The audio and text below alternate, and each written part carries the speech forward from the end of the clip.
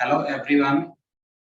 On this National Epilepsy Day, I have to convey some message to the general public for the awareness about the epilepsy.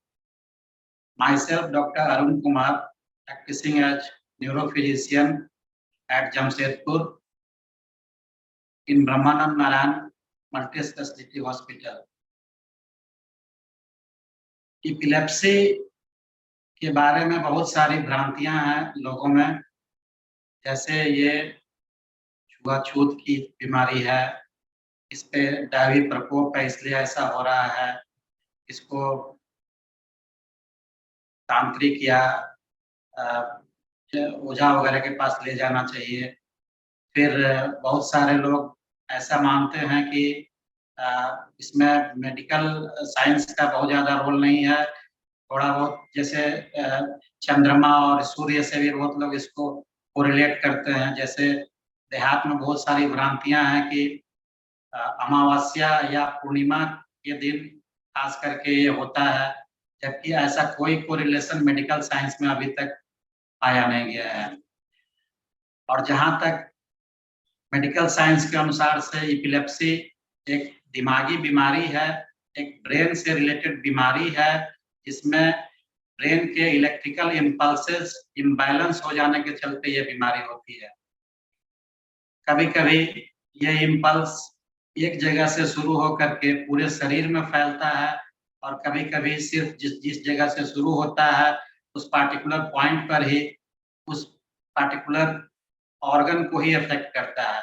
और इसी के अनुसार से इसका classification भी होता है, जैसा कि जनरलाइज्ड टोनिक क्लोनिक कन्वल्सन, जो कि most common type of seizure होता है और इसमें पूरे शरीर में अकड़न, फिर ऐंठन, हाथ पैर का एबनॉर्मल मूवमेंट, उसके अलावा मुंह से झाग निकलना, कपड़े में पेशाब हो जाना, जीभ का कट जाना, ये सब टाइप के सिम्पटम होते हैं। पेशेंट बेहोश हो जाता है और ये बेहोशी सामान्यतः 2 से 3-4 मिनट तक रहती है और पेशेंट बाद में सुस्त रहता है, उसमें थोड़ा बहुत हेडेक वगैरह की शिकायत रहती है और फिर आधे घंटे 1 घंटे में पेशेंट अपने नॉर्मल अवस्था में आ जाता है। इसके अलावा भी बहुत सारे मिर्गी के प्रकार हैं, जैसे जो जिसको फोकल एपिलेप्सी कहा जाता है, शरीर के किसी पार्टिकुलर अंग में जैसे मुंह टेढ़ा हो जाना,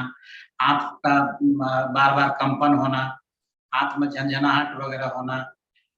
फिर कुछ ऐसे भी एपिलेप्सी होते हैं जो सामान्यतः किसी खास एज ग्रुप में होते हैं, जैसे कि फेब्राइल कन्वल्सन, जो कि पार्टिकुलर बच्चों में पाया जाता है, जनरली 6 मंथ से 6 इयर्स के एज तक। और इसमें जनरली सीजर के साथ-साथ बुखार को कंट्रोल करने की आवश्यकता सबसे ज़्यादा होती है। एक तरह की और एपिलेप्सी की टाइप होती है जिसको मायोक्लोनिक सीजर बोलते हैं और ये जनरली किसी मेटाबॉलिक डिसऑर्डर में भी हो सकता है और साथ में कभी-कभी एक सामान्य टाइप की एज में होती है, जिसको कि युवावस्था कहा जाता है। जनरली 12 से 17-18 साल की एज में, जिसको जुवेनाइल मायोक्लोनस एपिलेप्सी कहा जाता है, जिसमें कि जिंदगी भर आपको एपिलेप्टिक मेडिसिन पे रहने की आवश्यकता होती है। इसके अलावा भी कुछ सीजर के प्रकार होते हैं, जैसे एब्सेंस सीजर, इसमें देखिएगा कि बच्चा एक टक से देखे जा रहा है कहीं पे ब्लैक बोर्ड वगैरह पे, लेकिन उसको आप आवाज दीजिएगा तो ना वो चौंकेगा ना कुछ करेगा और वो तो आपको रिस्पॉन्स नहीं देगा। इसके अलावा भी बहुत सारे सीजर के प्रकार होते हैं, जैसे कि अचानक से गिर जाना या टोनिक सीजर, और पूरा शरीर अचानक से अकड़ जाना, जिसको टोनिक सीजर बोला जाता है। और बहुत सारे ऐसे भी सीजर होते हैं जो जिसका जेनेटिक लिंकेज होता है और कुछ-कुछ बच्चे में हाइपॉक्सिक इंजुरी जैसे कि बर्थ के समय होता है, उसके चलते भी, या बर्थ के समय बच्चे में जॉन्डिस वगैरह यदि बहुत लंबे दिन तक बच्चा आईसीयू वगैरह में बुखार वगैरह, दिमागी बुखार वगैरह से पीड़ित रहने के कारण यदि रह गया तो उसको भी हो सकता है, जो कि बहुत खतरनाक स्थिति होती है और इसमें लगभग पूरे जीवन भर उसकी मेडिसिन की ज़रूरत पड़ती है। बहुत सारे सीज़र ऐसे होते हैं, इसमें आप अपना इन्वेस्टिगेशन जो भी आप कर लें, CT scan, EEG, MRI scan of brain या सम ब्लड इन्वेस्टिगेशन, उसमें कोई भी क्लू नहीं मिल पाता है, जिसको कि इडियोपैथिक सीज़र बोला जाता है। ये लगभग 70% केसेज़ होते हैं और इसके अलावा कुछ-कुछ सीज़र जैसे कि माथे में चोट लगने से या दिमागी बुखार होने से या बहुत बार आप ब्रेन मलेरिया वगैरह, ब्रेन टीबी, ब्रेन का ट्यूमर, स्ट्रोक, ब्रेन स्ट्रोक, उसके अलावा बहुत सारे मेटाबॉलिक डिसऑर्डर जैसे कि शुगर का कम होना, सोडियम कम होना, इन सब कारणों से भी सीज़र की होने की संभावना होती है। तो इसमें जब आप अपने उसके जिस कारण से वो हुआ है उसको यदि आप करेक्ट कर लोगे तो कुछ दिनों के बाद ही इपिलेप्टिक दवा को आप बंद कर सकते हैं और उसके बाद फिर कभी एंटी इपिलेप्टिक या मिर्गी की दवा देने की ज़रूरत नहीं पड़ती है।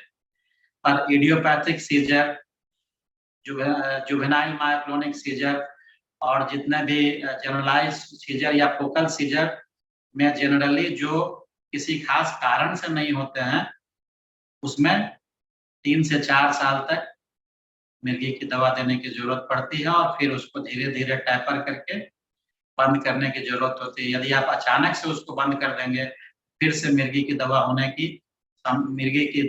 होने की संभावना बनी रहती है। So take home message is कि मिर्गी से डरने की कोई ज़रूरत नहीं है, बल्कि इसे समझने की ज़रूरत है।